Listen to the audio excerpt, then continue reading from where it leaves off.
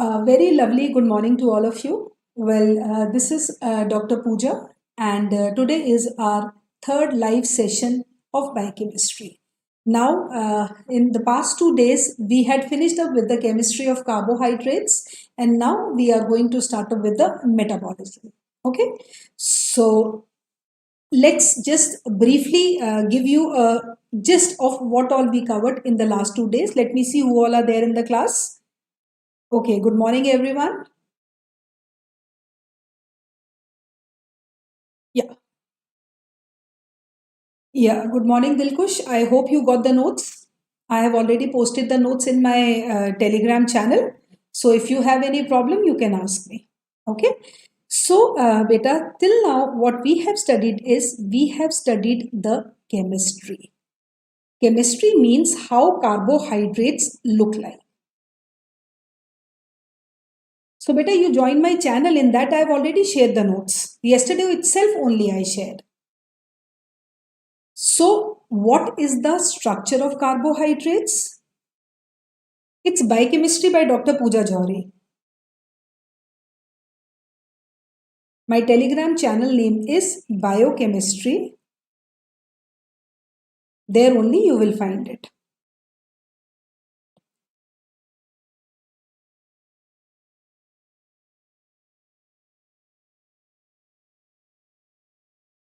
Right? So, chemistry में we covered basically carbohydrates are monosaccharides, disaccharides, oligosaccharides, polysaccharides. Now the question arises, what is the biomedical importance? Means that if we are talking about polysaccharides, what happens when they are digested? Because always remember beta, these polysaccharides will be first of all converted into monosaccharides and then they will undergo absorption. Yeah, hello Arjun. Hello, good morning, Rosh. How are you doing, Rishali?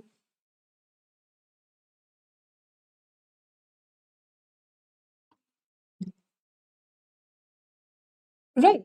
So, what we are going to cover in this now, since we discussed that carbohydrates, the highest hierarchy is polysaccharides.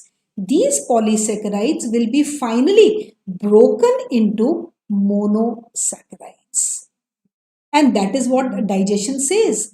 Digestion mein there are mainly 5 steps, isn't it? First of all, digestion is there, means ingestion. We are eating. Ingestion is there, then digestion is there, absorption is there, assimilation is there. So this absorption and assimilation is basically the part of biochemistry.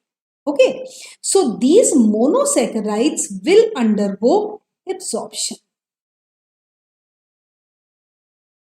Right? That means these monosaccharides will be sent to different organs. अब देखो बेटा, yesterday also I told you हमारा जो liver है ना, liver is basically the kitchen of the body.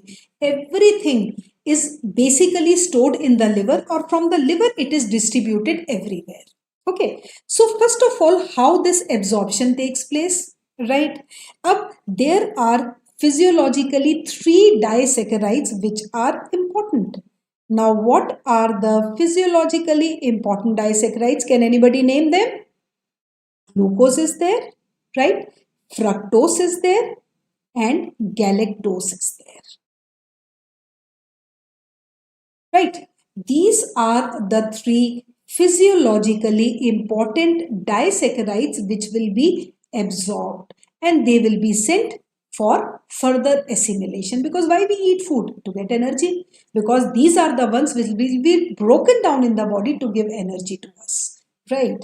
So now the question arises, and always remember beta, carbohydrates ki digestion starts from the mouth itself, because we know mouth में salivary amylase is there, right? So finally, when these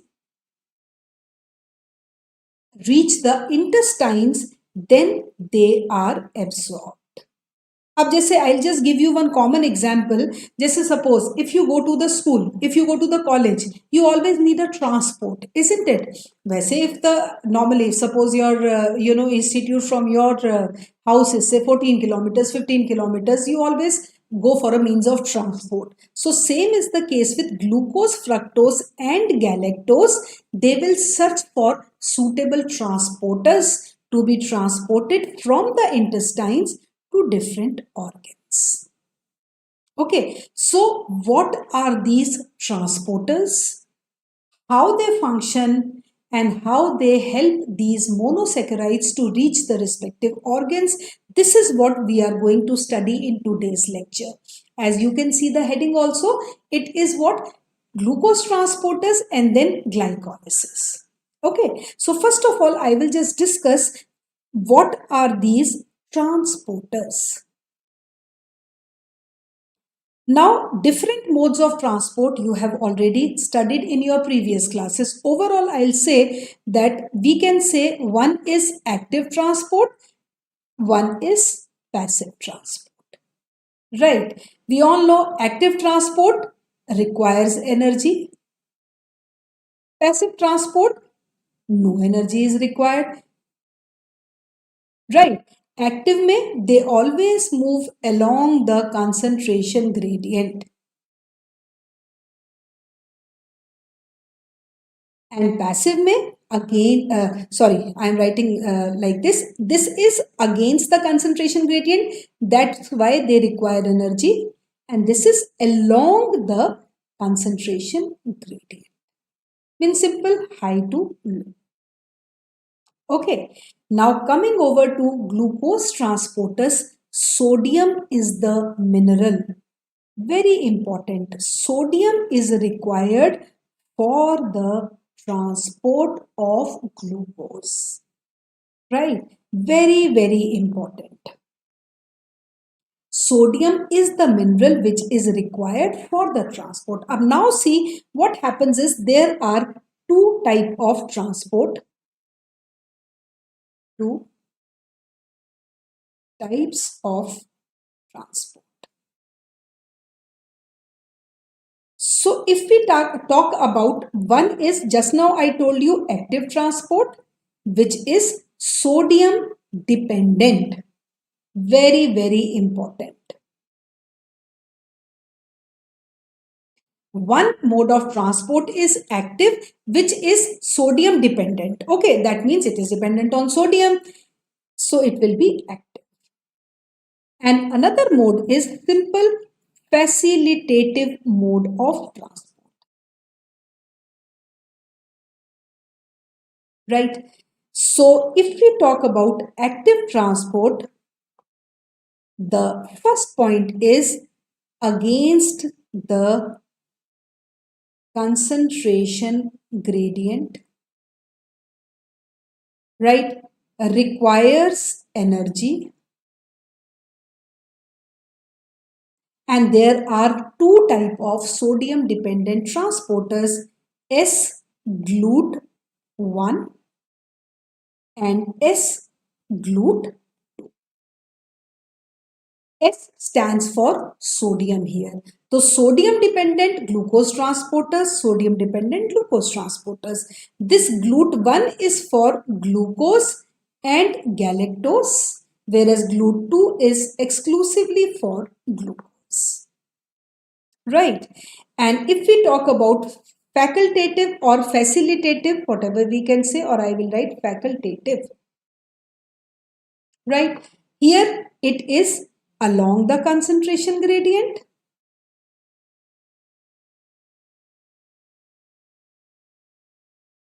Right.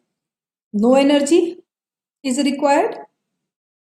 And here they are, some are dependent on insulin, some are insulin independent. So what I'll write here, insulin dependent. All of you must be familiar with insulin, isn't it? But otherwise, if you are not familiar, I'll make you familiar, don't worry. And insulin independent. Now guys, what happens is this is simply transport of glucose, fructose and galactose. Now coming over to, first of all we will take this active transport. Okay, active or sodium dependent. So if I have to describe this, sodium dependent.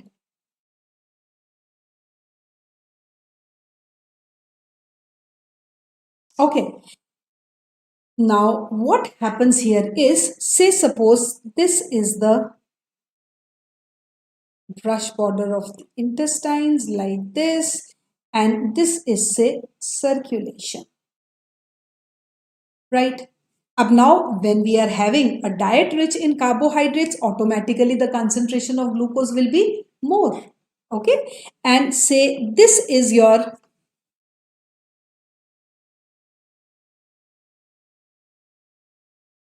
say this is your carrier protein, right? You can see two binding sites are there. This is one binding site, this is another binding site. Okay, so if I say one binding site is for glucose, obviously the second binding site will be of sodium. What I am trying to tell you here is that glucose and sodium will bind to one carrier protein. Or you can say this carrier protein, जैसे कहते हैं ना कि when you are going in a bus, okay, the bus will not move unless and until it is completely full with passengers. Same is the case with this carrier here. This carrier will only move when glucose along with sodium will bind with it. Okay, so what happens is once it binds, then this is the carrier protein, right? So what it will do, it will simply release glucose in circulation. That is what its target is. And coming over to sodium, sodium will be left here. Now why sodium is left here beta? Because of one simple reason, because sodium has to come back. The bus has to come back to take more of passengers. Right, so sodium has to come back to take more of glucose. So what is happening here is sodium is moving against the concentration gradient. Okay, so when sodium moves here, it requires energy, and that energy comes from sodium potassium ATPase pump. So we require a pump to literally drag sodium out from the intestine so that it can bind with more of glucose. Okay, so this is sodium dependent glucose transport. Now coming over to this, we also call it as secondary co-transport. This is a very important question. Secondary co-transport. Why co? Because here two are working in cooperation, means sodium and glucose are working in cooperation with each other so that glucose can be sent in circulation and sodium can come back to react with more and more of glucose. So we can refer it by three names. One is, we can say it is active transport, as you can see here. Right, why it is active? Because it requires energy to go back, and what requires energy? Sodium. And I'll just give you one common example. Dekho, you must have heard about ORS. Can anybody tell me the full form of ORS? Let me see how much you know. Nowadays in summers, so literally you require so much of ORS. When you are, due to this heat stroke, when you continuously get vomitings, when you continuously are having diarrhea or loose stools. What is the full form of ORS?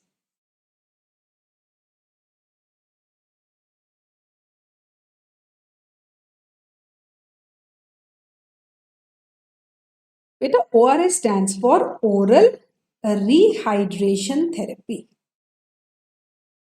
So always remember, whenever you are having, yes, rehydration solution therapy, ORT likh diya, solution, yes. So you know what is the composition? You can make it in the house also. What you do is you always add sugar along with salt. Getting my point? The reason why we put them together, because this glucose, this is the only way glucose will be absorbed easily. Right? So it is salt plus sugar. Why? Salt is having sodium, this is having glucose. Clear?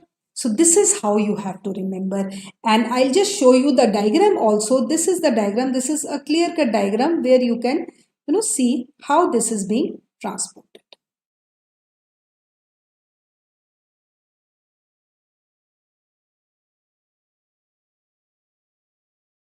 Okay, here you can see that sodium glucose symport transport. We can call it as symport transport also. Why?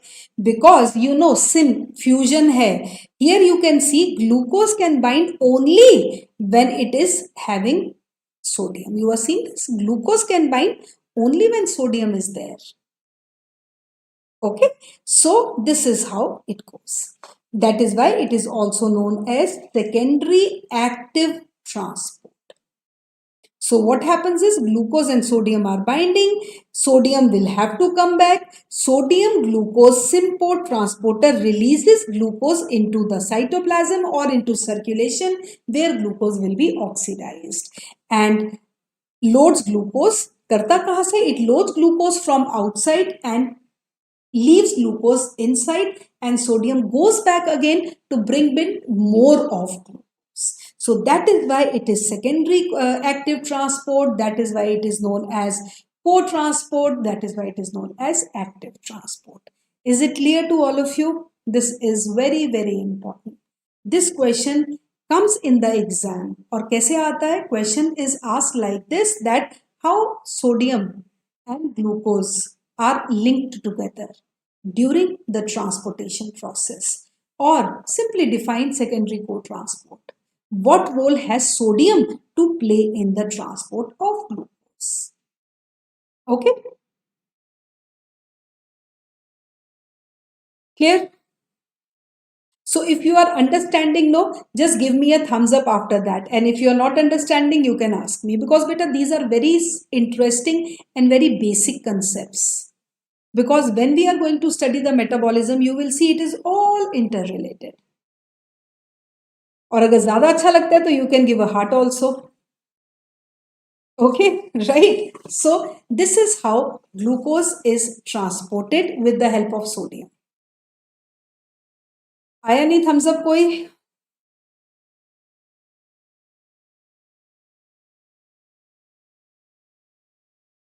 No thumbs up is coming. That means you are not understanding, or what? So after sodium, then we come over to the next transport, which we call as simply glucose transporters. Only one thumbs up came. Chalo, good. That means you are understanding. Good. Transporters. Now, beta, one thing is there. These glucose transporters are first of all called as GLUT. G-L-U-T. Okay. GLU stands for glucose and T will stand for transporters. So we can say that one class is dependent on insulin. So we call it as insulin dependent. Right? And the most important insulin dependent transporter is GLUT4. Now you have to learn this. I'll explain how you have to learn. And second is insulin independent. So I can say insulin independent are GLUT1 is there, GLUT2 is there, right? 3 is there, 5 is there.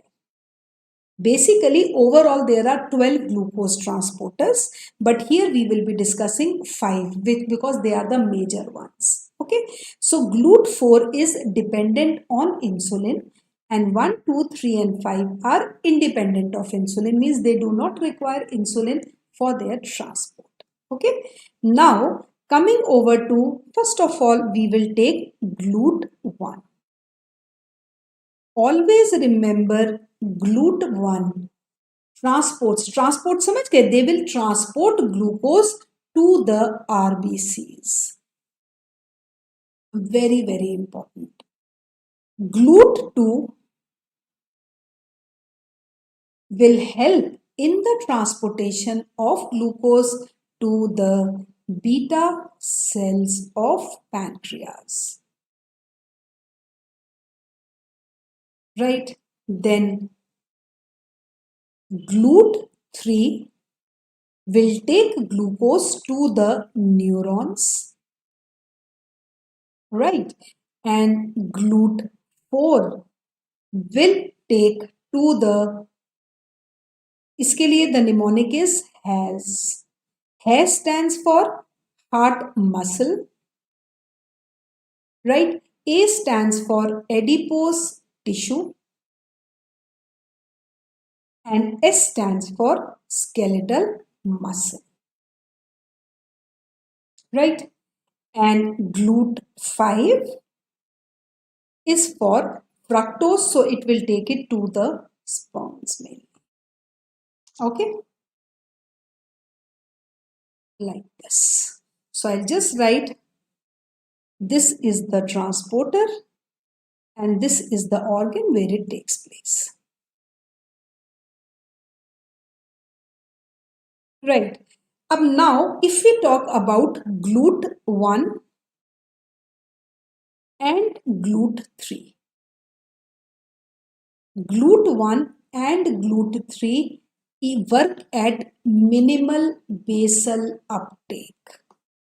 Minimal basal uptake. Now, what is the meaning of this? See, ऐसा तो नहीं है all the time you are eating. Okay, suppose you take your breakfast in the morning. After that, you give a break. After that, you take your lunch. Suppose if you are not interested in having lunch, you can skip your lunch also. So you will wait for the dinner. So you will have your dinner. So बीच में क्या है? You are increasing the time interval of your consumption of food. ऐसा तो नहीं है कि if you do not have your lunch, you will die. No. Even sometimes if you skip your dinner also, morning में you can have. So what is that? You know, in that particular time, always remember our RBCs will always depend on glucose. So this excess glucose will be stored in the form of fat, will be stored in the form of glycogen and RBCs and neurons. Because our brain requires glucose all the time. मतलब ये एक तरह से they work in 24/7. जैसे कहते हैं ना 24 घंटे काम करते हैं पूरे के पूरे. Because our brain and RBCs cannot afford to work without energy. तो उस process को we call it as minimal basal uptake. Means minimal is least. Even when the concentration of glucose is say 0.00002 also milligram per dl, then also glucose will be transported to RBCs and brain. So GLUT1 and GLUT3 are very, very important. समझ आ गया? GLU is glucose, T is transporter. Transporter which is transporting glucose. Then coming over to GLUT2. Yeah, I'll write here minimal basal uptake. Up if we talk about GLUT2, okay, I have written beta cells of pancreas. We all know that insulin is released from beta cells of pancreas. And always remember insulin and glucagon. These are the two hormones which play a very important role in the metabolism of whatever we eat, be it carbohydrates, be it fats. Okay, so beta cells of pancreas mein insulin is there. So automatically when the concentration of glucose is more, it will take it to beta cells of pancreas. Then coming over to GLUT4. Now GLUT4 is for heart muscle, adipose tissue and skeletal muscle. अभी देखो, you must have heard about this that जितने भी diabetic patients होते हैं, we always tell them to exercise. Exercise, walking is must for diabetics, just because of one plain reason that GLUT4, we want to make it active so that glucose will reach and glucose will give energy. Then comes GLUT5, sperms, or you can say it is for fructose, because fructose is required to give energy to the sperms. Okay, so ये क्या हो गए? These are what? These are the different type of transporters. Clear हुआ? GLUT 1, 2, 3, 4, 5. Now see, this is how glucose, fructose and galactose are transported. Clear? So I can say that this is the cell membrane. अब देखो बेटा, what you have to remember here is metabolism. What, first of all, what is the significance of this biochemistry? You are studying biochem. What is the significance of this? Always remember, always, if we talk about a cell, we all know that this is a cell. यहाँ पे क्या है? यहाँ पे mitochondria are there. Okay, cytoplasm है. Here nucleus is there. I'm talking about a typical eukaryotic cell. Right, ribosomes are there, so endoplasmic reticulum is there, Golgi bodies are there, all the organelles are there. So whatever is occurring, it is occurring in these organelles, be it endoplasmic reticulum, be it Golgi apparatus, be it mitochondria. So they will enter above the cell membrane like this. So we can say that glucose will come, fructose will come and galactose will come. All the transporters will leave them here. The bus will leave gate of the college. Now they have to enter inside the college. Ab simple concept hai, once you enter inside the college gate is locked. Even if you want to bunk the classes, you cannot bunk the classes because you have to cross the gate. Same is the case here. Glucose, fructose and galactose, they are soluble in water. Okay, so क्या हो जाएगा? जैसी the moment they will enter inside, since they are soluble, they can go back. We don't want it. है ना? हमें थोड़ी चाहिए कि हमने क्या किया इतनी मेहनत से with so much of efforts. What we did was we tried to bring glucose, fructose and galactose to enter inside the cell so that they can undergo metabolism. But reverse of this is happening because since they are soluble in water, they will enter back in circulation and they can disturb the osmolality. So our main target is to do something on these so that they cannot go back in circulation. And that is what we do. We simply put a negative charge on them or we phosphorylate them. Phosphorylation is done. Means attachment of inorganic phosphate. So that once they are charged, suppose glucose is charged, fructose is charged or galactose is charged, they cannot go back. So this is a very important process which takes place when glucose, fructose and galactose enters inside the cell. So this process is known as phosphorylation. Clear? So from here, now we are going to start up with the metabolism.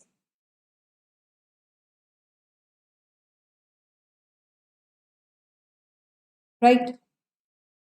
Up now see, starting say from day one, I am telling you कि basically biochemistry is simply chemistry. What all you have studied in chemistry, the things which are taking place inside our body is biochemistry.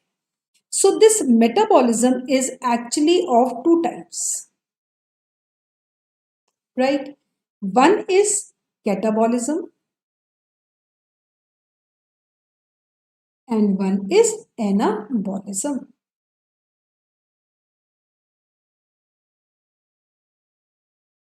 Okay, catabolism, anabolism. Now suppose if I say catabolism is breakdown,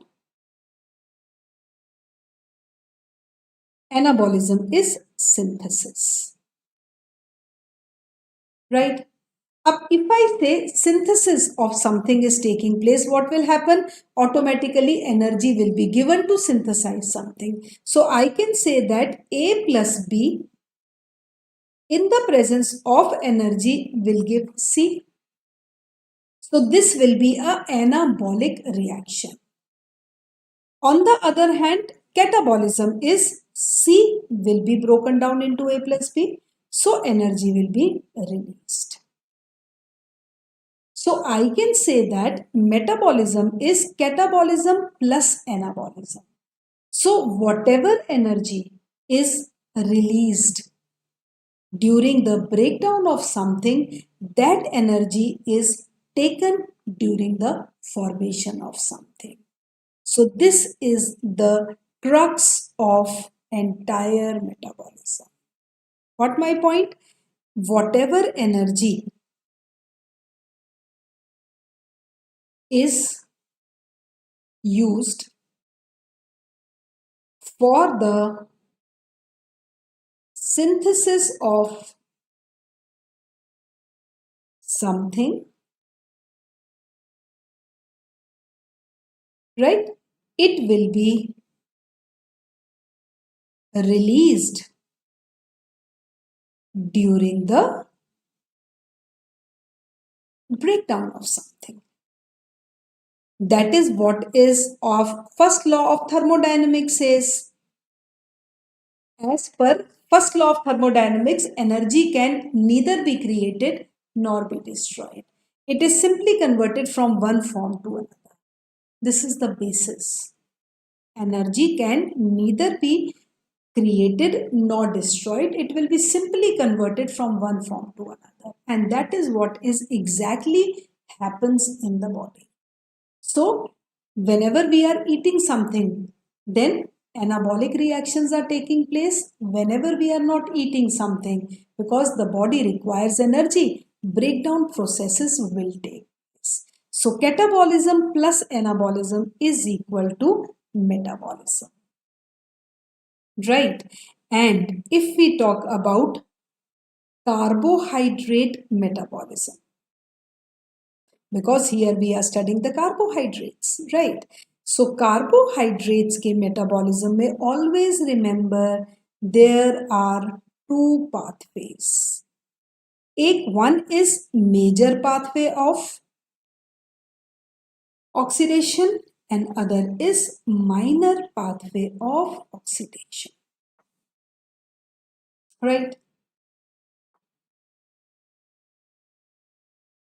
Major pathway of oxidation involves glycolysis, which we are going to study today, involves gluconeogenesis.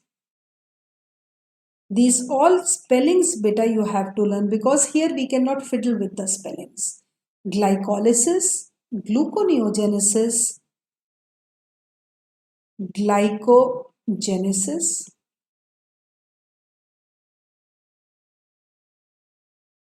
glycogenolysis, right? And PCA, right? And if we talk about the minor pathways are the alternative pathways like HMP shunt and uronic acid pathway.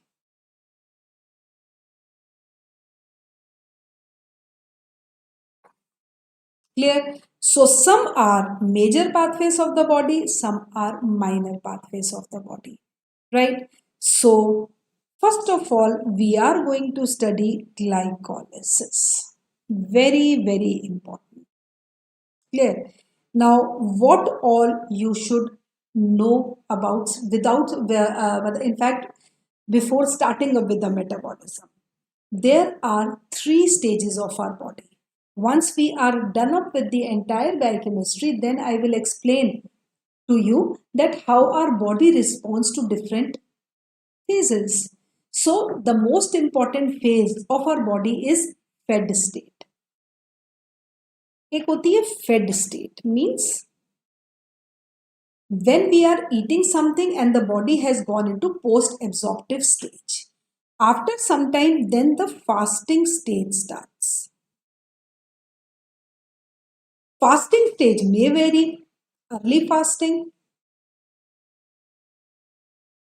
जैसे suppose 8 o'clock you have your breakfast, ठीक है, उसके बाद से suppose 11 o'clock you need to have your another meal, you skip that meal, so your body is going into early fasting, right?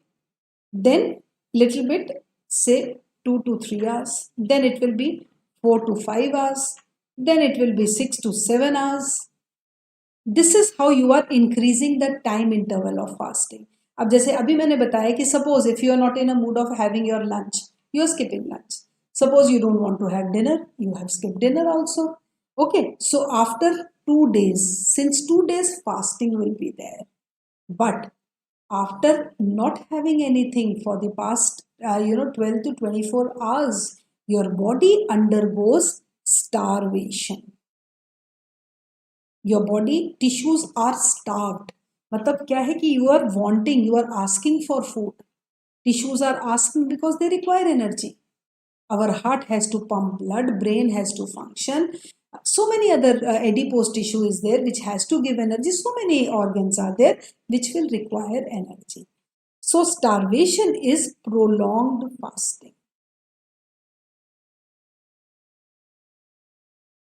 So in these 3 stages, how our body, ऐसा तो नहीं है हम मर जाते हैं, we don't die.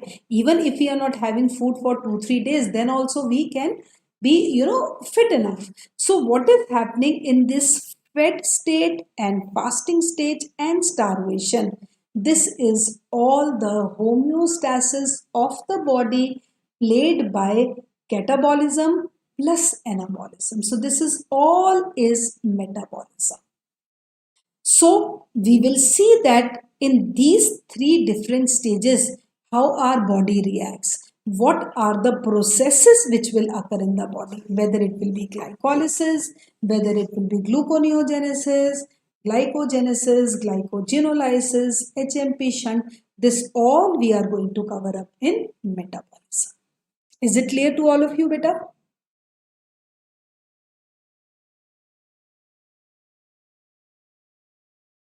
Okay, so now we are going to start up with glycolysis. Now, if we talk about glycolysis, it is lysis mane breakdown. Kiska? Glyco means glucose. So, glycolysis is simply defined as the breakdown of glucose. And the most important thing is it is not complete. It is incomplete breakdown. Incomplete or partial breakdown of glucose. Right. Second important thing is, since it is lysis, it is breakdown. So can anybody tell me what is this, whether it is an anabolic process or a catabolic process?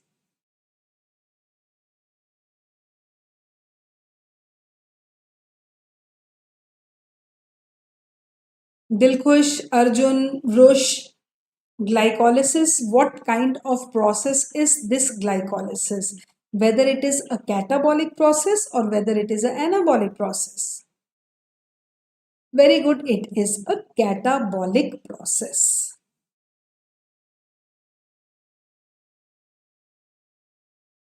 Right. And then the most important thing here is ये कहाँ पे होता है? What is the site of glycolysis? Yes, very good, Rush.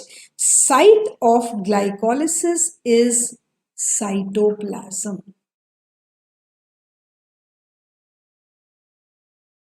And the most interesting part about this glycolysis is that it takes place in both the mediums.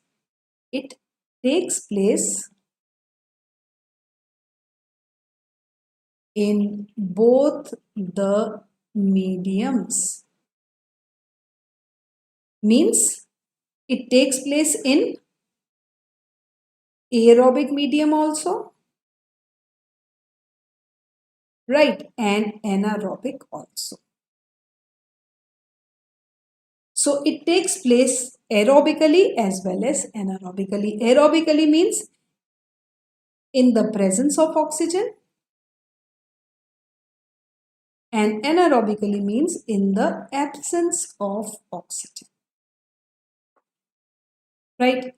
Ab now see, glycolysis is occurring. It is the incomplete breakdown. Since it is a catabolic process, so automatically it will give energy to the body. So how much energy it gives to the body? So aerobically it gives 7 ATP molecules, and anaerobically it produces only 2 ATP. But still, this process plays a very important role. And the most important role is played in RBCs, as they always require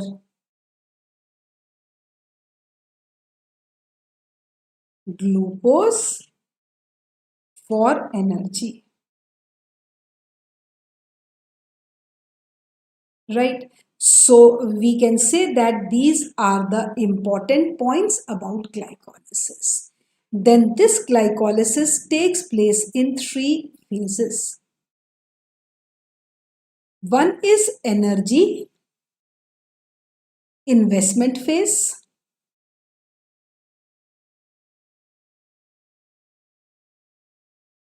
Right? Second is splitting phase. And whatever energy, third phase is whatever energy is invested, because since it is a catabolic process, if we are investing some energy, we need to get output out of it. So energy generation phase.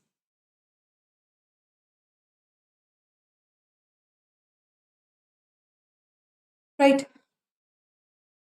So if we talk about, first of all, we will talk about energy investment phase. Now you have to pay attention here. This is very important. All the steps of glycolysis are important, because when we are discussing glycolysis, after that we will be studying gluconeogenesis. Right? So they all are interrelated. And this is what we are going to explain, that how it is interrelated. Okay?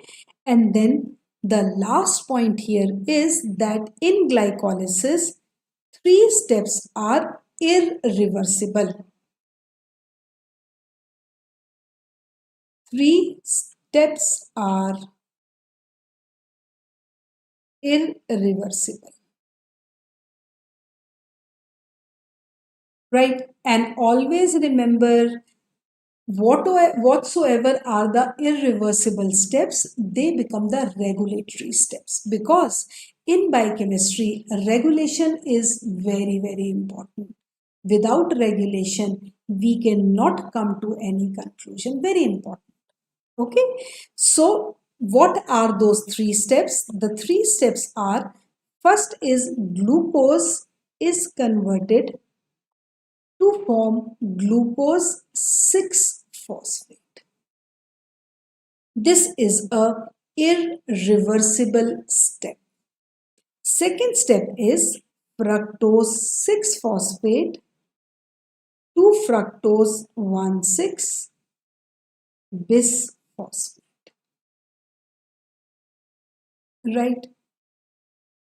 And third step is conversion of phosphoenol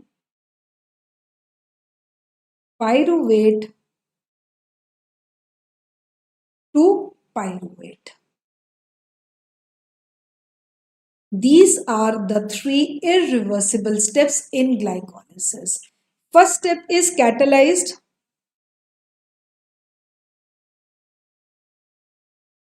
Yeah, sure, I'll do that. Right.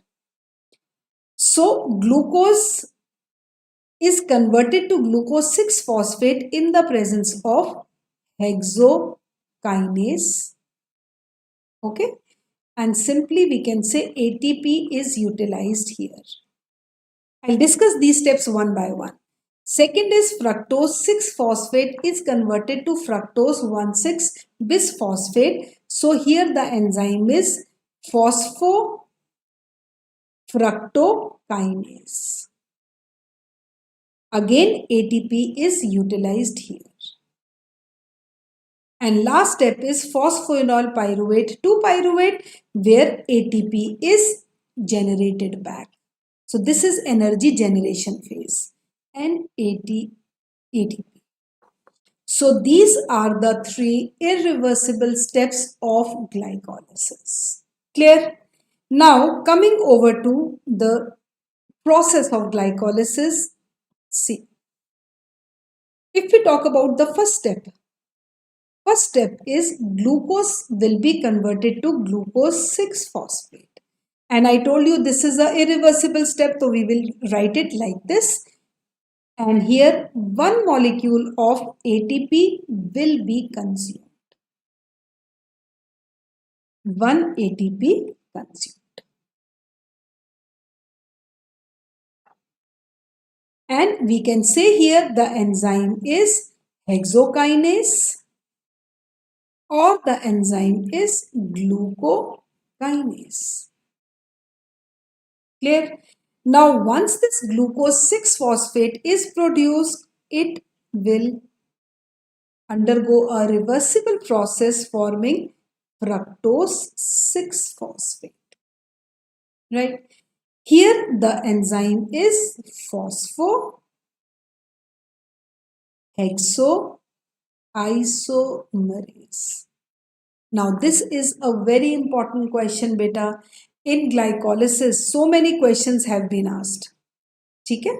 So what happens here is question can be simply asked like write a short note on glycolysis. What are the three irreversible steps of glycolysis? Explain a regulation of glycolysis. So many questions can be asked on this. So glucose first of all is converted to glucose 6 phosphate. Glucose 6 phosphate is converted to fructose 6 phosphate. Okay. This fructose 6 phosphate by second irreversible reaction, again ATP is consumed. And the enzyme here is phosphofructokinase 1. I'll explain each and every step individually also because this is a very important process. And here second ATP consumed.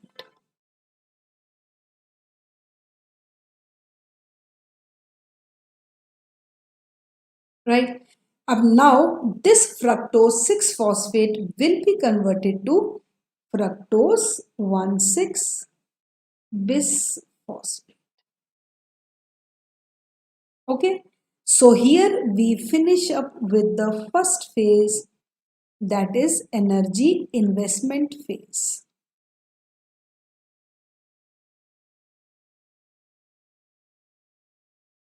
And can anybody tell me how many ATP will be consumed in this energy investment phase?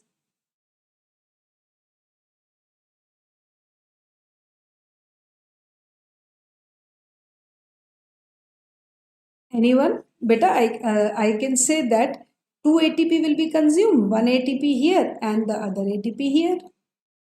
So consumption of 2 ATP is there in energy investment phase.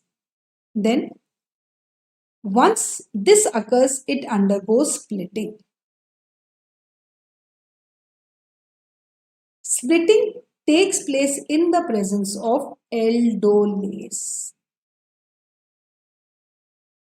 And fructose 1,6 bisphosphate splits up into 3-phosphoglyceraldehyde and dihydroxyacetone phosphate.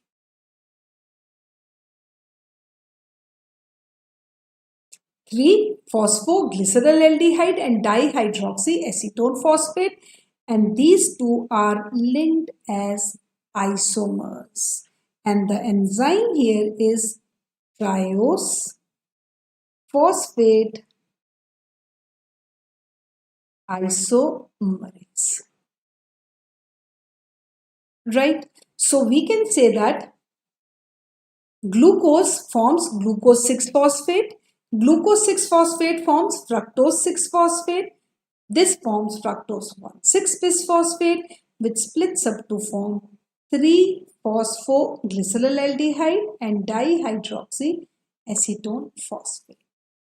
Now what happens is splitting is over, energy investment is over. Now whatever energy is invested, we need to regenerate it back.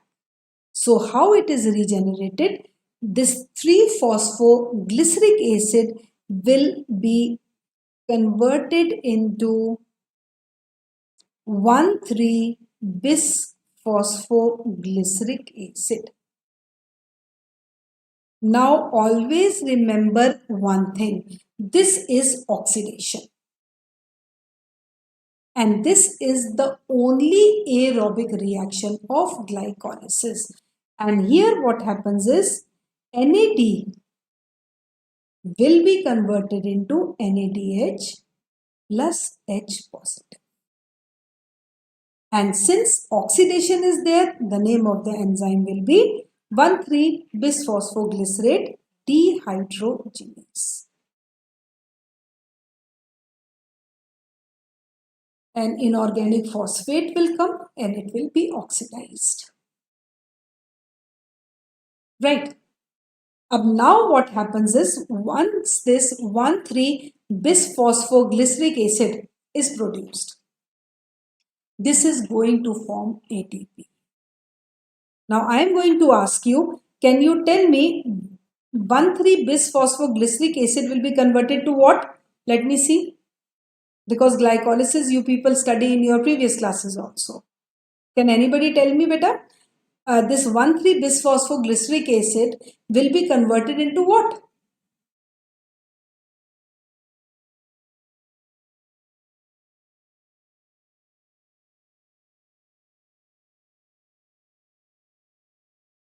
Simple, yes, exactly. What will happen? It will form ATP here. Okay, and obviously one phosphate will be given. So it will be converted into 3-phosphoglyceric acid.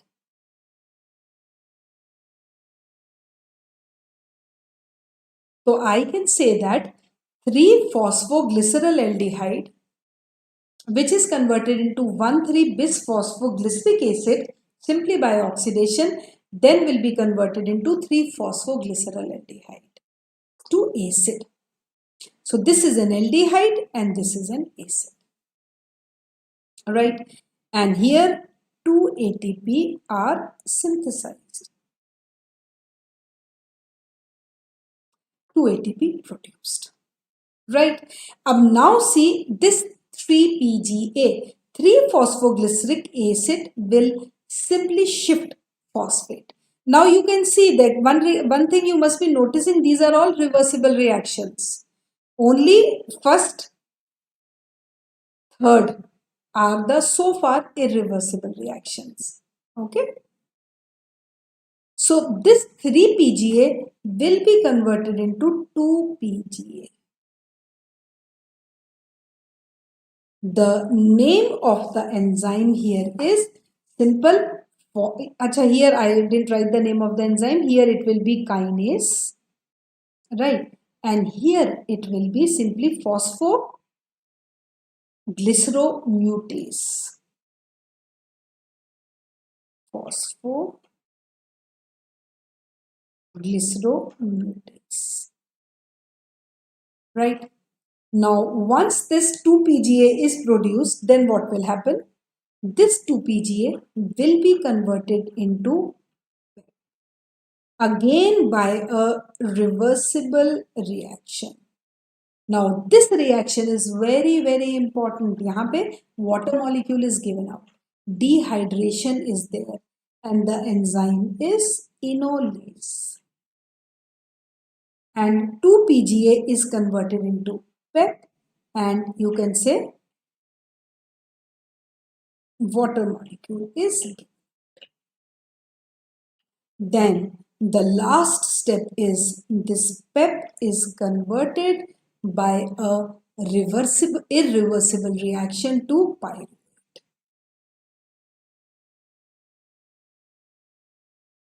So you can see this is the last third irreversible step. And PEP is converted to pyruvate. The enzyme is pyruvate kinase.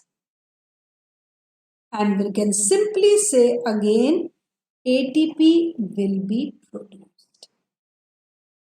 So how many ATP are produced here? 2 ATP are produced.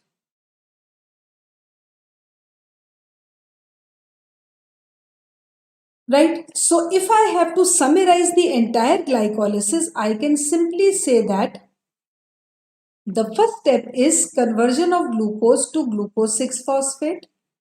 Second step is conversion of glucose 6-phosphate to fructose 6-phosphate. Then fructose 1,6-bisphosphate, right?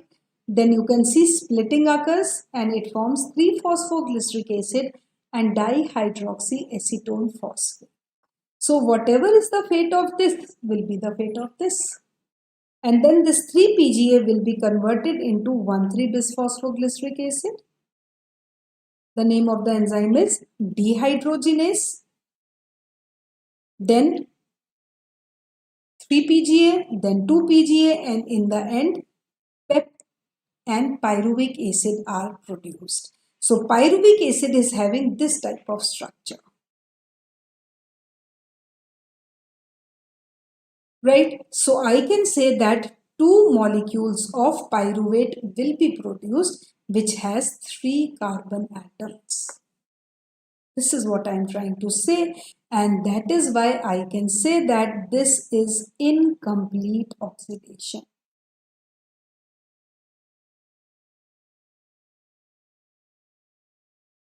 Of glucose, because we start with glucose which has 6 carbon atoms, and how many molecules? 1 molecule of glucose which has 6 carbon atom, it splits up into 2 molecules of pyruvate which has 3 carbons. So here we finish up with the glycolysis, and that is why इसको हम क्या बोलते हैं? This is incomplete or partial oxidation of glucose. Now why I am using the word oxidation? This is very important again because glycolysis simple lysis है, but starting say I told you ना, it takes place in 2 mediums, aerobic as well as anaerobic. So this is the anaerobic step here. I should say the only anaerobic step here.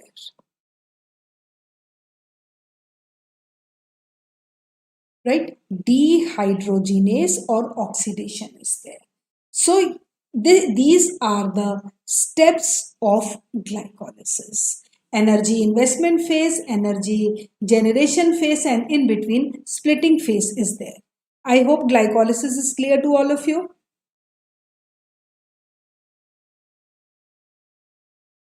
This is the pathway basically. This is the major pathway. Right? So abhi, right now we'll take just 5 minutes break, and after the break we will finish up with the regulation of glycolysis, with the inhibitors of glycolysis, and everything related about glycolysis. Right? So you guys can take just 5 minutes break, just go and refresh yourself, right? And come up with enthusiasm. Okay? So see you after this break.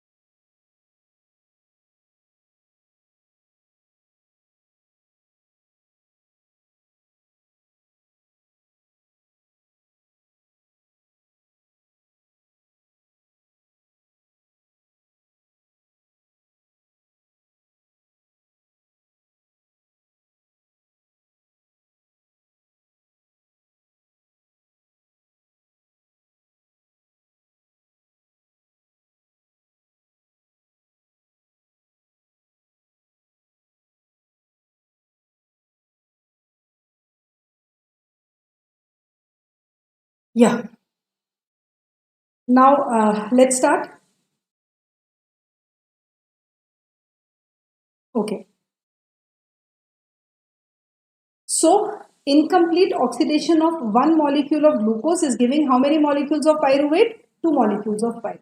So this is what is glycolysis. Then we come over to, first of all, we will discuss about the regulation.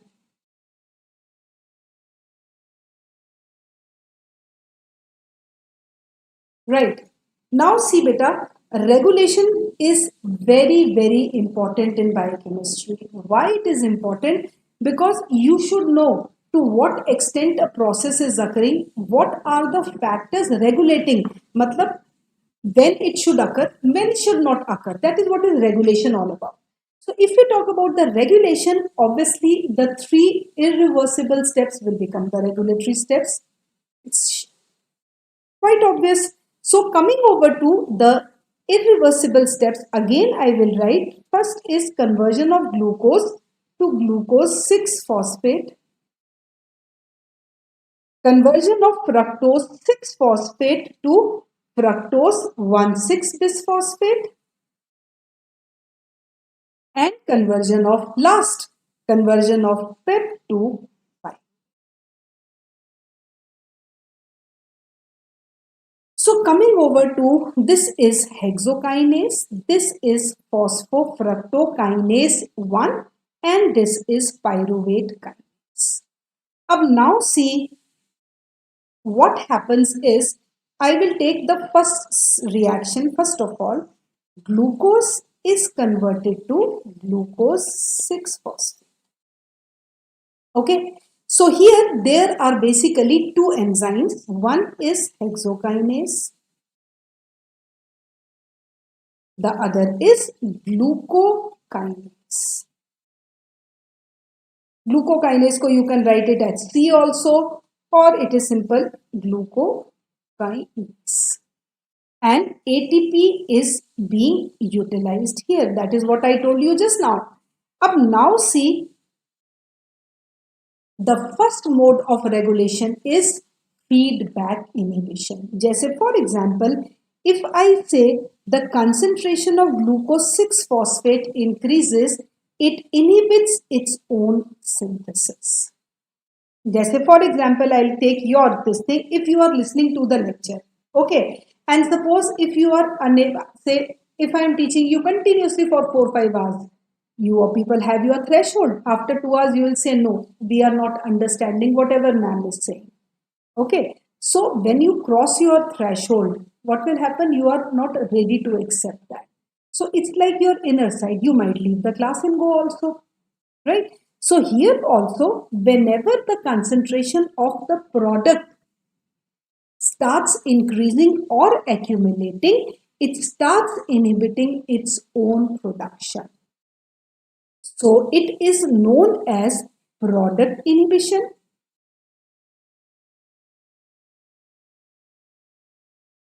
or it is known as feedback inhibition.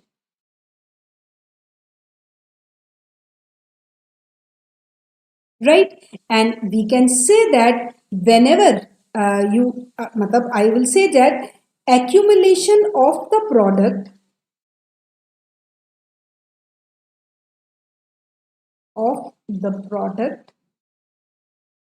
inhibits its own synthesis.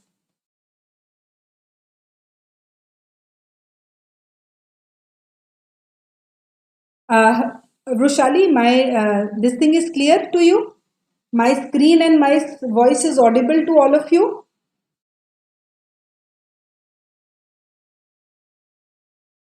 Can you hear what I am writing? Can you see my screen?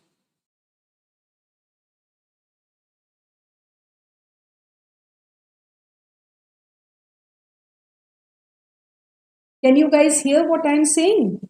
Okay, right. So this is product inhibition or feedback inhibition. So whenever the product starts accumulating, it starts inhibiting its own synthesis, and you will see this is the basis of each and every reaction in the body. So I will be using these this terminology quite frequently. So if I'm telling you feedback inhibition, what does it mean? It means that whenever the product starts accumulating, it starts inhibiting its own synthesis, or it gives a feedback to the enzyme. A poor chap, he can give a feedback to the enzyme only. So it will give a feedback to the enzyme that no more synthesis of it is required. So this is known as a rate limiting enzyme.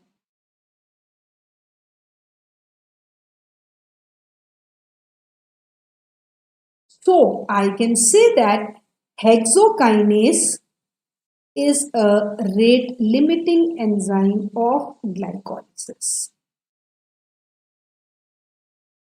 Is it clear? This is very important. Okay. Now, up here, if you see, I have written two enzymes. I have written hexokinase, I have written glucokinase. Now, what is the main difference between hexokinase and glucokinase? If we talk about kinase, always remember kinase attaches phosphate.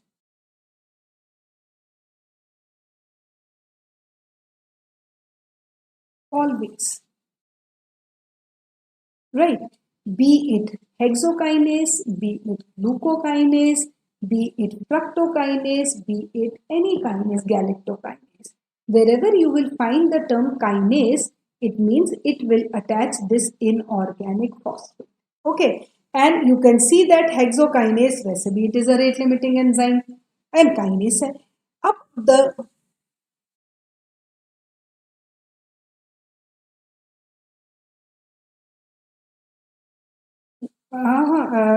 about 80 to 90% medical students, even residents, also suffering from B12 deficiency. So, I think, oh, acha, okay.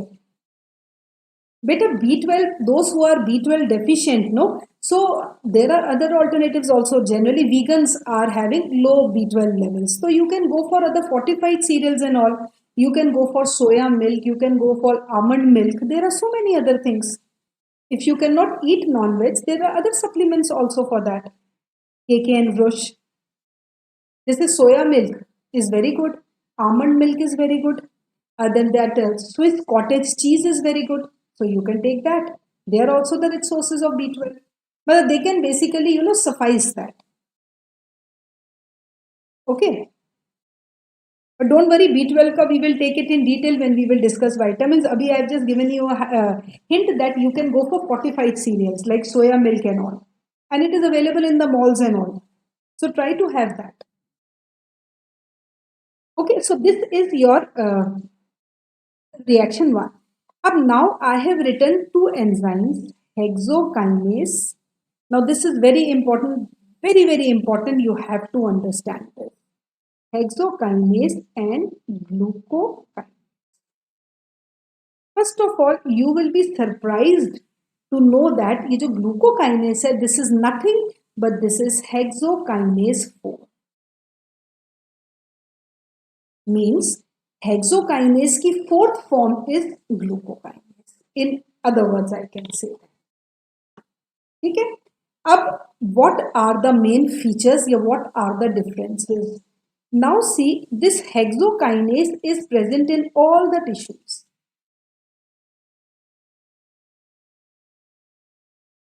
Okay, glucokinase is present only in the liver.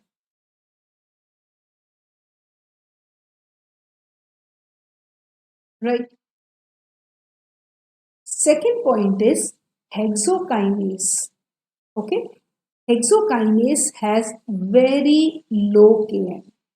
Right now, you don't know what is Km. When we will discuss enzymes, then I will take this term separately. But I will just give you a brief overview, beta.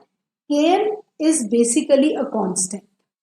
Okay, since it was discovered by two scientists, Michaelis and Menten, so it is known as Michaelis-Menten constant. Okay, so if it has low Km, that means it will have high affinity. High affinity किसके साथ? With the substrate.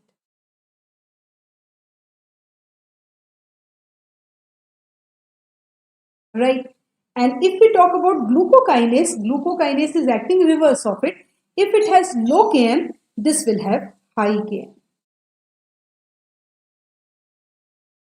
Right. So high Km means it will have less affinity with the substrate.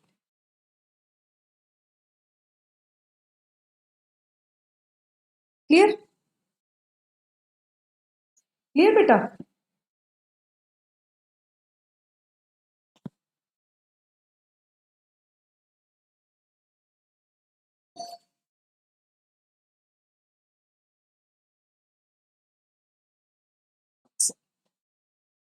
Less affinity with the substrate. One second.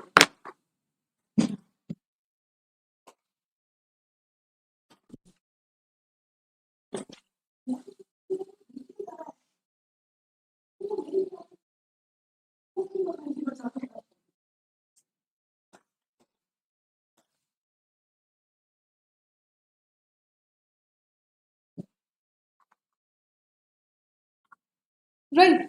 So glucokinase has less affinity with the substrate. Hexokinase has high affinity with the substrate. Right. I'll explain this once I write all the differences. Now the fourth point is that not influenced by feedback inhibition.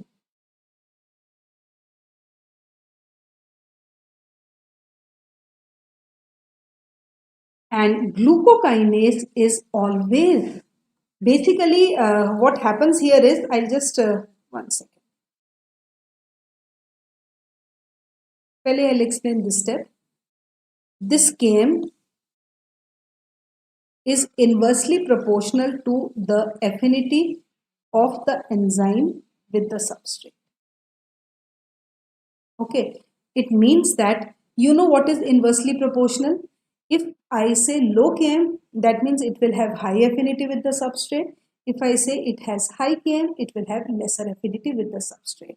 So I can say that hexokinase will act on glucose even when the concentration of glucose is less than 0.00002 also.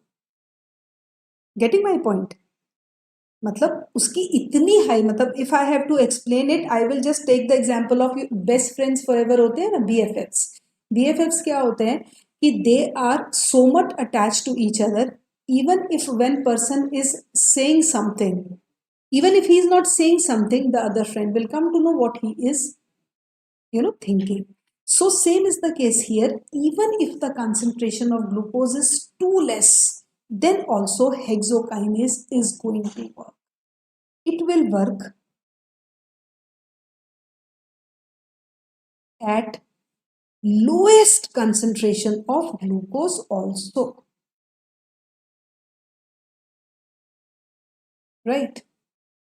And glucokinase will work only when the concentration of glucose exceeds 100 milligram per dl. This glucokinase, it will work only when the concentration of glucose exceeds 100 milligram per dl. Got my point?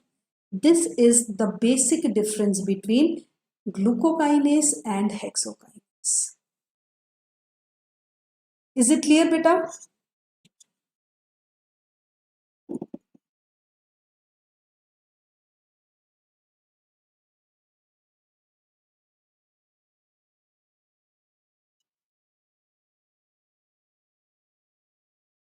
Clear? ठीक है ना? It will work only when the concentration of glucose exceeds 100 milligram per dl. Now, if I ask you, insulin, all of you have heard about insulin. Insulin will act on what? Hexokinase or glucokinase?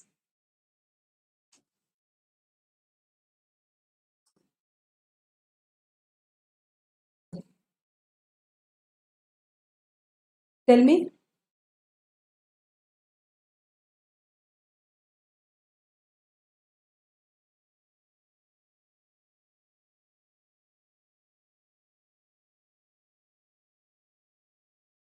बताओ बेटा.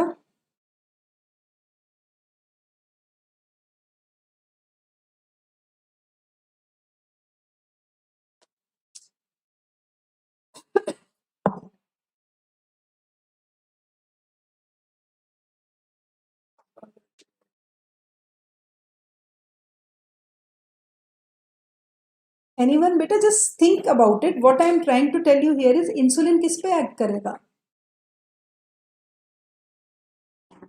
See, the answer lies here only. I am telling you कि hexokinase is working when the concentration of glucose is too less also. Whereas glucokinase is working when the concentration of glucose exceeds 100 milligram per dl. मतलब जबरदस्ती कर रहा है. It is literally forcing. Exactly. Very good, Roshali. Very good. So I can say that insulin will act on glucokinase, no action of insulin on hexokinase. Because hexokinase, agar insulin if you start working on hexokinase, the patient will die within no time, because already it is working at a very minimal concentration of glucose. We are already giving him a shot of insulin. What will happen? The condition will deteriorate. Okay, so insulin will always act on glucokinase. This is a very important concept to understand between the differences in these two. Okay, and then if we talk about feedback inhibition, this will undergo feedback inhibition, no feedback inhibition by glucokinase. No feedback inhibition, it is not possible.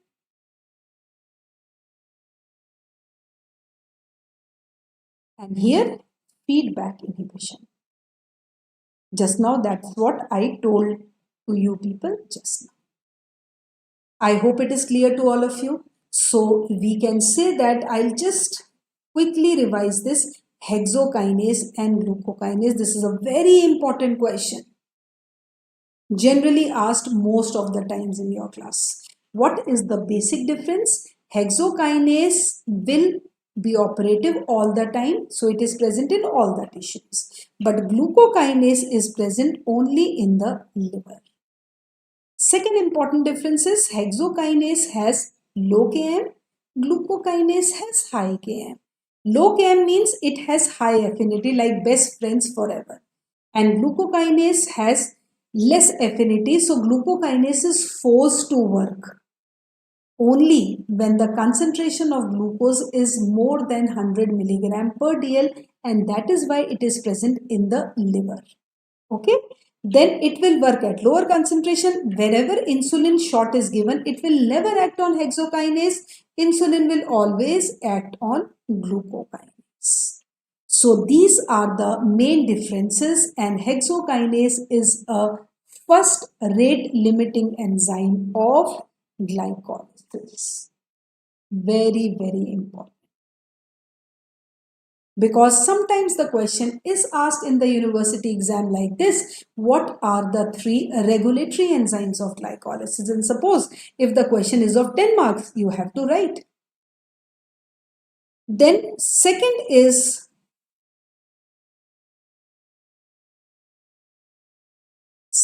reaction is conversion of fructose 6-phosphate. Okay, thank you so much, Vrushali. You understood. You're already studying in a college?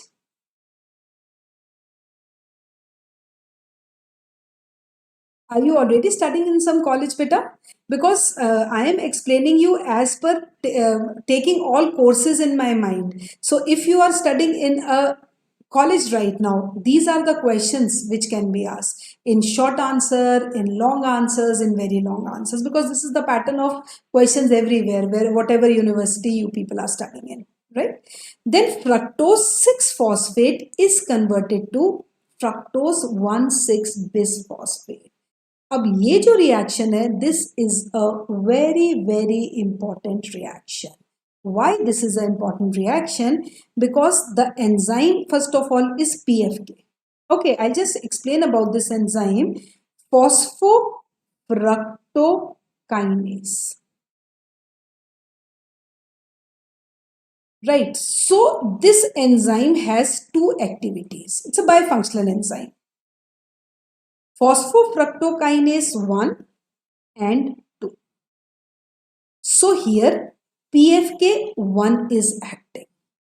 So when PFK1 acts, fructose 1,6-bisphosphate is produced, and when PFK2 acts, I'll write it here so that it will become easier for you. Okay, when fructose 6-phosphate is reacting in the presence of PFK1, it is forming fructose 1,6-bisphosphate, and if it is reacting in the presence of PFK2, you know what is the product? It is fructose 2,6-bisphosphate.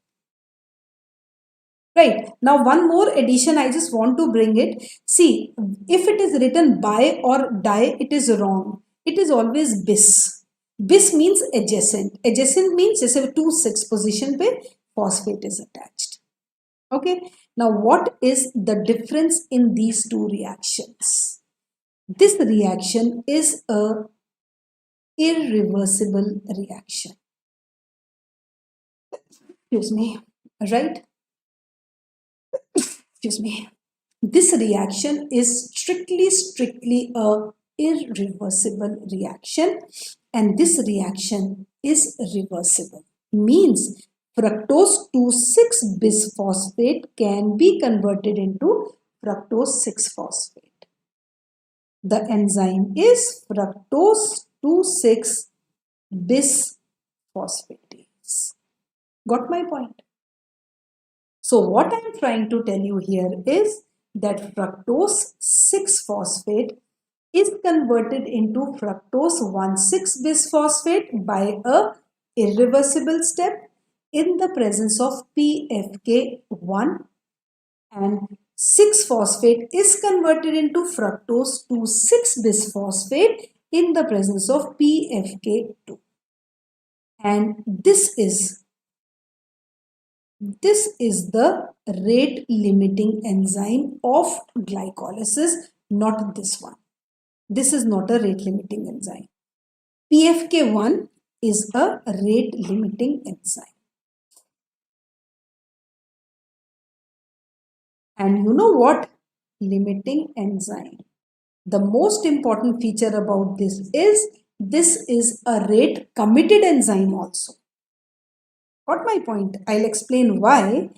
PFK1 is a rate committed enzyme too.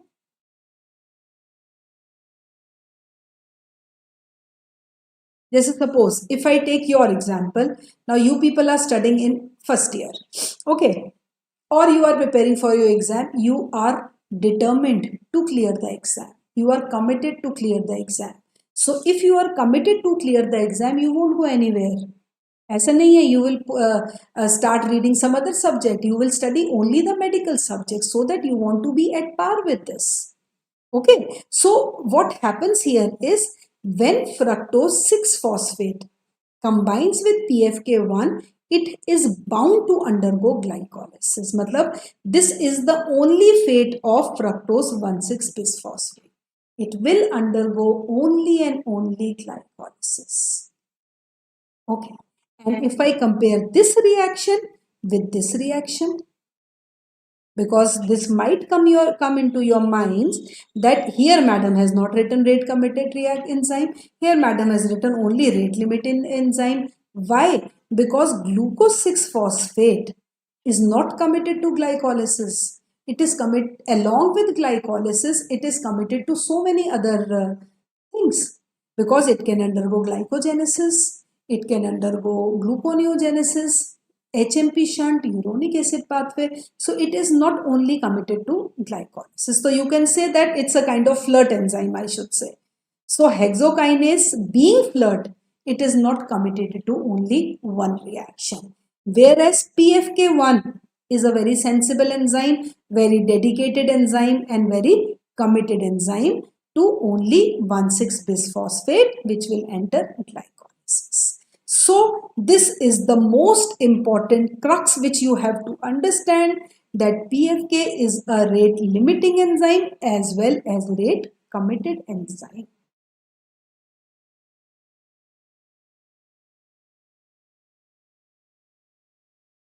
Clear? And only PFK1. Sometimes, whenever you are going to appear in the Viva, the teachers will always try to confuse you people that the rate limiting enzyme, whether it is PFK1 or PFK2. So immediately you should be able to write, yeah, answer, it is PFK1, it cannot be PFK2. And reason I've told you, because it is committed. And it's a rate limiting enzyme also. Now, ये जो enzyme है, this you are going to study in gluconeogenesis also, how it is interrelated. Then again, I am going to ask you the same question. Okay, because if you hold your ear from here or if you try to hold your ear from here, it's one and the same thing only. The thing is that you should be able to hold your ear. That's it. Then we come over to the third reaction. And third reaction is, can anybody tell me the third reaction? Let me see. It is pep to chalo, I'll just write pep to pyruvate. Phosphoenol pyruvic acid is converted into pyruvic acid. Up here, the you can say scenario is little bit different. Here, ATP is produced from ATP, and the enzyme is pyruvate kinase.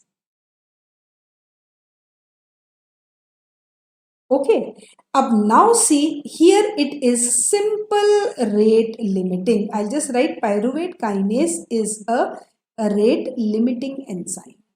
Only rate limiting enzyme, not rate committed. It will undergo what kind of inhibition? Simple. Now you should be able to answer it quickly. What kind of inhibition it will be? Feedback inhibition. And feedback inhibition is very easy to understand nowadays. Just say you people also attend the classes of so many teachers. What feedback you give? If you are understanding everything, you will say, yes, the teacher is very good. You will feel like coming to the class of that teacher again. And if you are not understanding what the teacher is saying, automatically you will not come to the class again. So that is what is feedback inhibition. But our body cannot afford to use this. Okay, so our body can simply say कि if the concentration of pyruvate increases, it will inhibit its own synthesis for some time. It cannot say pyruvate kinase, no, I don't want this, because otherwise the body will suffer. Okay, so feedback inhibition is simple product inhibition. Whenever the product starts accumulating, it starts inhibiting its own synthesis. This is all you have to remember in a layman's language. So I can simply, if I have to summarize everything, I can say that there are how many rate limiting enzymes now? There are 3 rate limiting enzymes of glycolysis. Right? One is your hexokinase, second is your phosphofructokinase 1, and third is your pyruvate kinase. And if I ask you rate committed, so there is only one rate committed enzyme of glycolysis. What is that? PFK1. This is what you have to remember. Very, very important. 3 rate limiting enzymes of glycolysis, hexokinase, PFK, PK, and 1 rate committed enzyme which is PFK1. So this is all about regulation. Clear? Then after this we come over to the energetics of glycolysis. Again, energetics is also very important. But why the body is undergoing glycolysis? Why glucose is undergoing glycolysis?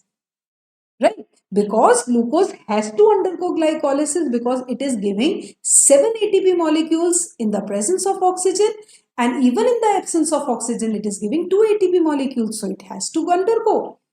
and it is a catabolic process. So energetics mein you have to write here. I will just write number of ATP.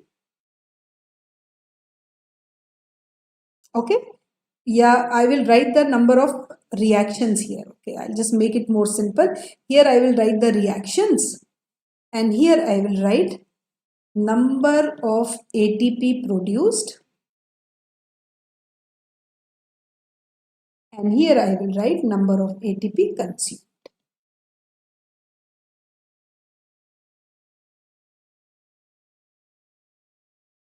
Right. Now, if we talk about the first reaction, glucose to glucose 6-phosphate, you can simply write number of ATP produced is 1. Sorry, consumed. Consumed is 1 क्योंकि first step में consume होता है. Then third step is fructose 6-phosphate to fructose 1,6-bisphosphate. Again, ATP is consumed. How many ATP are consumed? 1. Right? Now आ जाओ नीचे. Splitting and then comes energy generation phase. So the first reaction is conversion of 1,3-bisphosphoglyceric acid to 3-PGA. How many ATP are produced here? Energy is generated. So 2 ATP will be produced. Clear? And the last reaction in which PEP is converted to pyruvate. How many ATP? So if I talk about, abhi I am not taking NADH into consideration. I am simply saying only about ATP. So if I have to say, I can say net gain will be what? Here it will be 4, it will be 2. So net gain will be 4 minus 2 equals to 2 ATP. Right? So it is anaerobic medium. So I can say glycolysis produces 2 ATP in the anaerobic medium. Now if we talk about aerobic medium, aerobic में हमें क्या करना है? Aerobic में we just have to add this reaction into consideration. I'll just take you back. I'll write the reaction here only. The reaction is when 3-phosphoglyceraldehyde is converted into 1,3-bisphosphoglyceric acid. You know oxidation is taking place here, isn't it? Oxidation हो रहा है. That means NAD is forming NADH plus H positive. And we all know that one molecule of NAD gives how many ATP molecules? 2.5 ATP. So how many NAD are produced? We can simply say 2 NAD will give 5 ATP. Okay. So here I will simply say aerobic medium में it will be net gain will be 5 plus 4 minus 2. 5 plus 4 minus 2. So it will come out to be 7 ATP. Yes or no?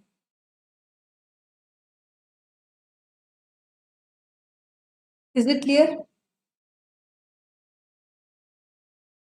Got my point?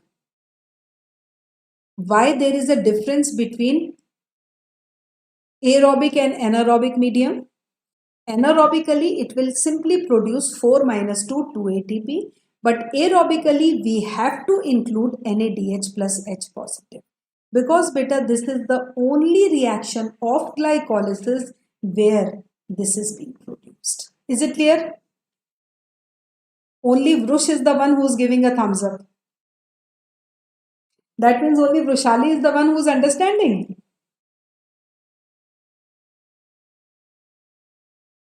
Okay, right. Okay, so we can say this is the energetics of glycolysis. And after energetics, then we come over to another very important. Now you are going to tell me about this term, substrate level phosphorylation.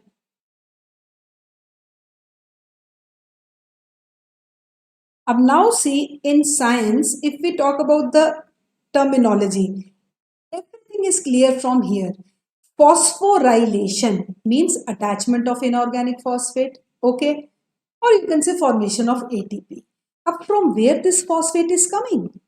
If this phosphate is coming from the substrate, it will be substrate level. Okay, suppose if I say that this is the reaction 1,3-bis phosphoglyceric acid. I am writing it like this. And if I am writing the product, I am simply forming 3-phosphoglyceric acid. One phosphate, where it has gone? It has been accepted by this ADP to form ATP. So the reaction becomes substrate level phosphorylation, and the enzyme here is simply 1,3-bisphosphoglycerate dehydrogenase.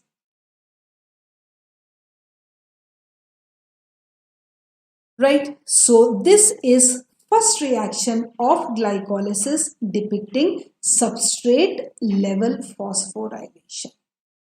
Okay?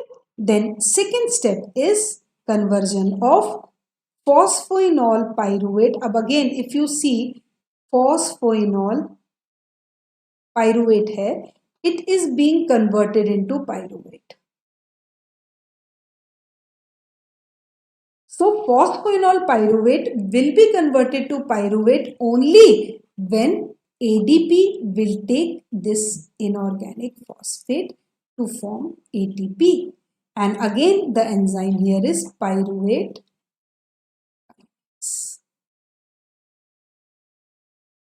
Okay, and here if I talk about this enzyme यहाँ पे more specifically it will not be dehydrogenase, since again kinase activity is happening here. Okay, this is produced as a result of dehydrogenase. I'll write it here, dehydrogenase. Okay, and this will be converted into this by kinase.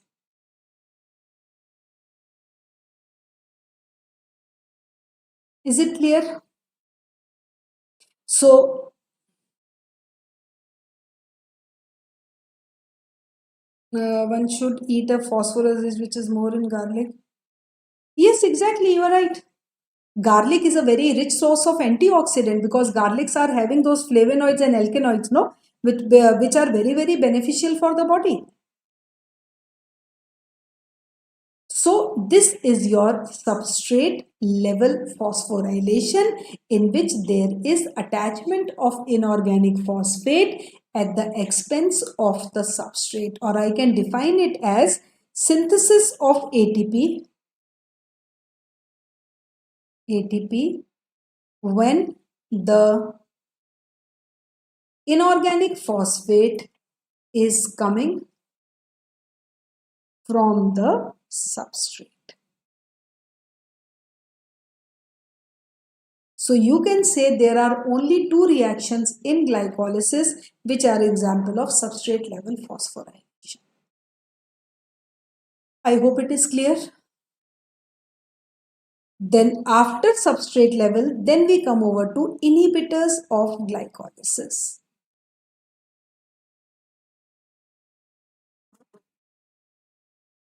Now, if we talk about the inhibitors, the first and a very, very important inhibitor of glycolysis is fluoride ions.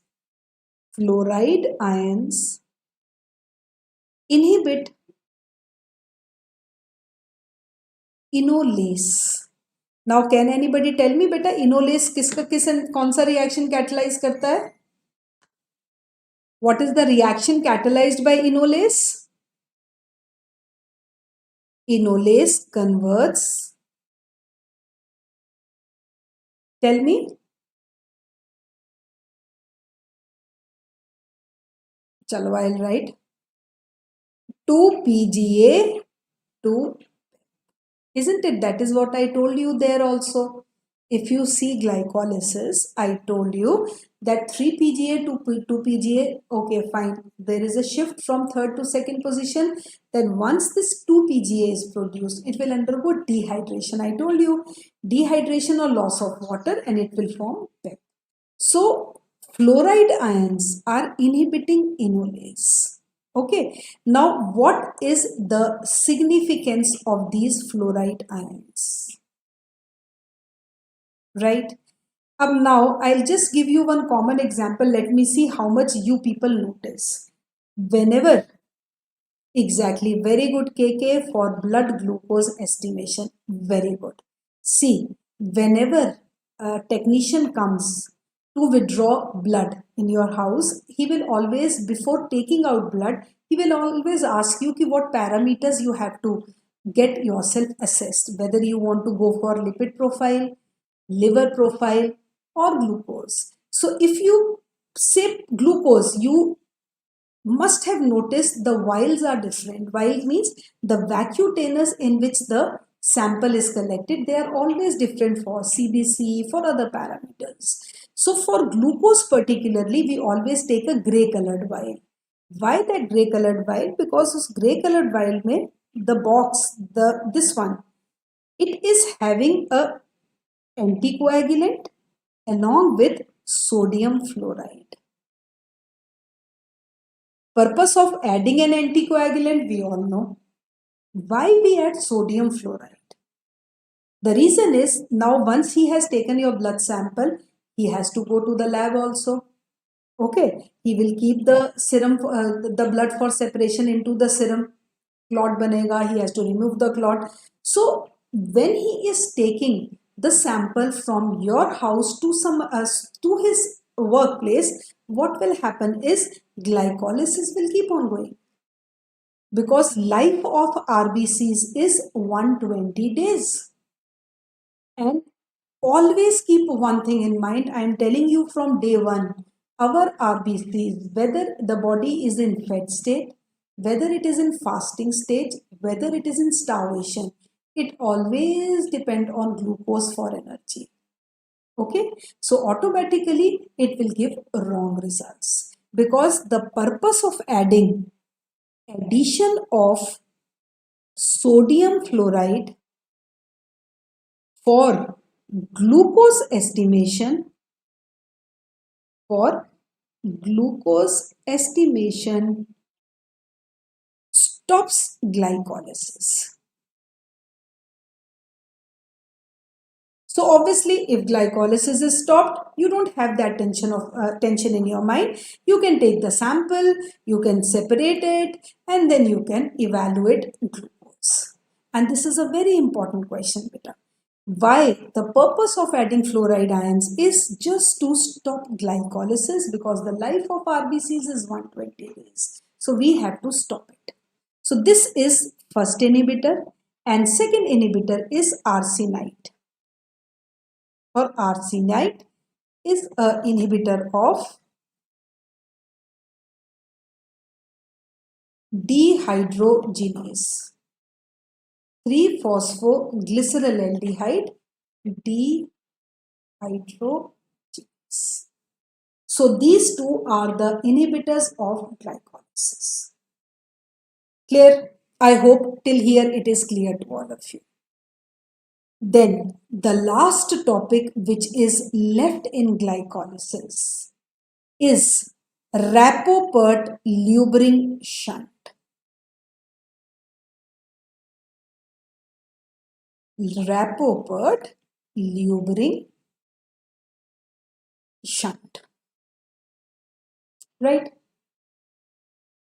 Now see, whenever we talk about a shunt, first of all, you have to understand the concept of shunt. Shunt is the one which does not have an end product. Always remember, whenever we talk about any shunt, shunt does not have an end product.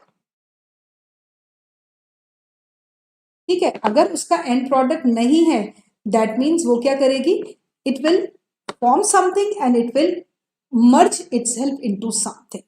So what happens is, if we talk about this Rapoport Lubrin shunt, we know that glucose, 90% of glucose is undergoing, yes, glycolysis.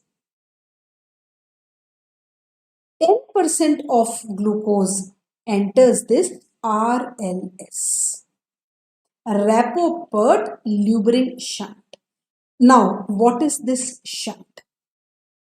Go back to glycolysis. Glycolysis may you know that 1,3-bisphosphoglyceric acid is being produced. This will be converted into 3-PGA and then 2-PGA, and then you can say PEP and pyruvate will be produced. Okay, and yahan se we can say 3-phosphoglyceraldehyde is being produced. This is what is glycolysis. Now see what happens in, and here I will just write ATP is produced and the enzyme is kinase, 1,3-bisphosphoglycerate kinase. Now see what happens is, in RLS, this 1,3-bisphosphoglyceric acid will be converted into 2,3-bisphosphoglyceric acid. Matlab there will be a shift in the position from, you can say, first to second. Clear? And this 2,3-BPG will be converted into 3-PGA. Okay, so first of all I can call it as a shunt. No end product is there. ये क्या कर रहा है? Simply 1,3-bisphosphoglyceric acid is being converted into 2,3-bisphosphoglyceric acid, and which is being converted into 3-PGA. Okay, here the enzyme is simply mutase, and here the enzyme is as such simple hydrolysis is there. Inorganic phosphate will go out. Okay, so just by looking at this reaction, can I say ATP won't be synthesized at this step? This step is bypassed in RLS. Matlab this beta you have to understand what I'll just repeat it. What I am trying to tell you here is that whenever we talk about glycolysis, we always say about 90% of glucose enters glycolysis, 10% of glucose enters via RLS. RLS is Rapoport Lubrin shunt, where 1,3-bisphosphoglyceric acid is converted into 2,3-bisphosphoglyceric acid, which is being converted into 3-PGA. That means no more synthesis of ATP is there in RLS at this particular step. Okay, a question which will obviously disturb your mind, that what is the significance? जरूरत क्या पड़ी? What is the significance of this? Significance of 2,3-BPG or significance of RLS. Okay. अब significance क्या है? It plays a very very important role in hypoxia. Plays a very important role in hypoxia.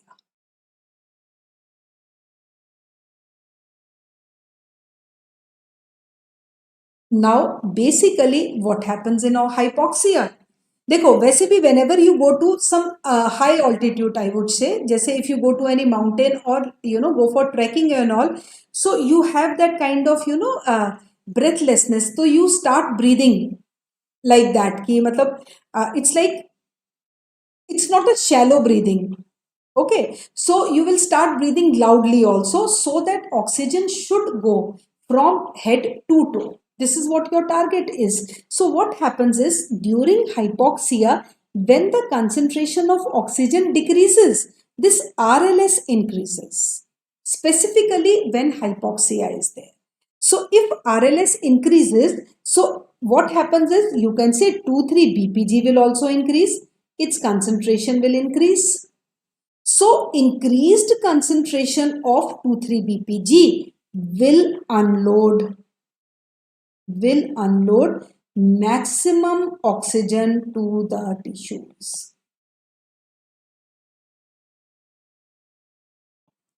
So what I'm trying to tell you here is that Rapoport lubricant shunt plays a very important role during hypoxia. What is the reason behind that? Because during hypoxia, when the concentration of oxygen is less, this RLS will increase. And in return, this RLS will unload maximum oxygen to the tissues, and what our body is deprived of, it will get it. In a nutshell. So if I talk about this, now you are going to tell me what will be the net gain of ATP via RLS. Let me see. What will be the net gain of ATP? Can anybody tell me now?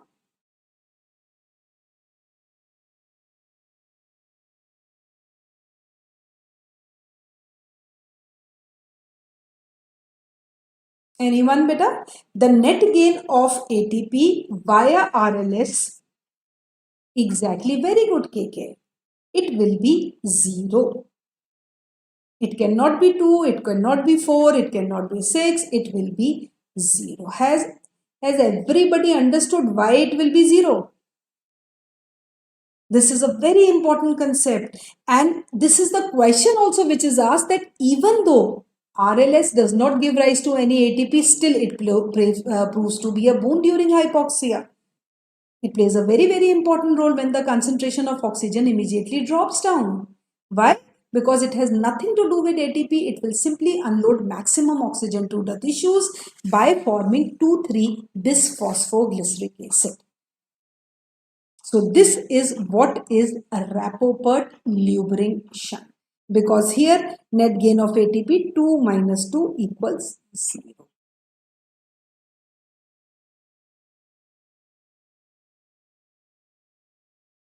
I hope it is clear to all of you. This is what is a Rapoport lubricant shunt. So glycolysis, if I have to summarize glycolysis, I can simply say that glycolysis is, सबसे पहले, it is partial breakdown, right? It has 3 irreversible steps, right? होता कहाँ पे? It occurs in the cytoplasm. These are the important points about glycolysis.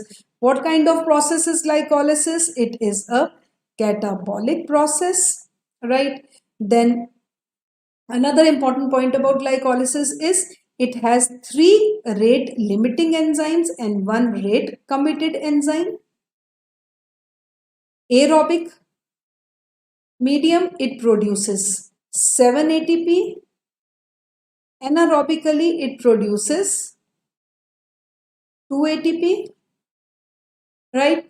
And there is RLS shunt where net gain of ATP is 0. Clear? So this is how, this is how we study glycolysis. And yes, one more question which is left. 2 examples of substrate level phosphorylation. This is also very important. I just now explained what is substrate level phosphorylation, when phosphate is given out at the expense of the substrate. And here the reactions are, first of all, conversion of 1,3-bisphosphoglyceric acid to 3-PGA, and second reaction is conversion of PEP to pyruvate. Right? And last but not the least, what is the clinical correlation of this?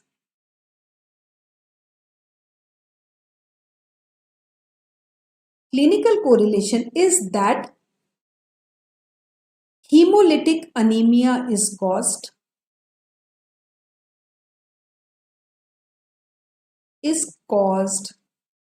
by pyruvate kinase deficiency.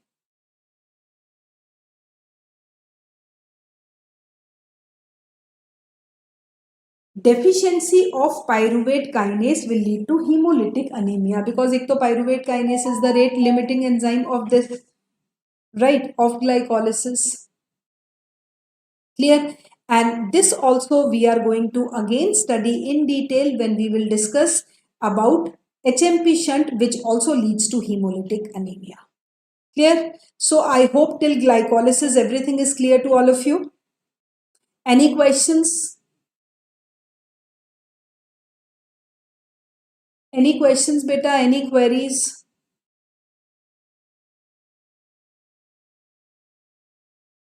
Okay, everything is crystal clear? Right. So we will wind up today's session. So today we studied glycolysis. Then after glycolysis, we are going to study what is the fate of pyruvic acid in the body. What happens to this pyruvic acid? Right. And again, basically what happens when complete molecule of glucose undergoes oxidation, because this was partial oxidation. Clear? So let's wind up today's session. No confusion? Okay. Take care. See you guys tomorrow, same time. Bye-bye.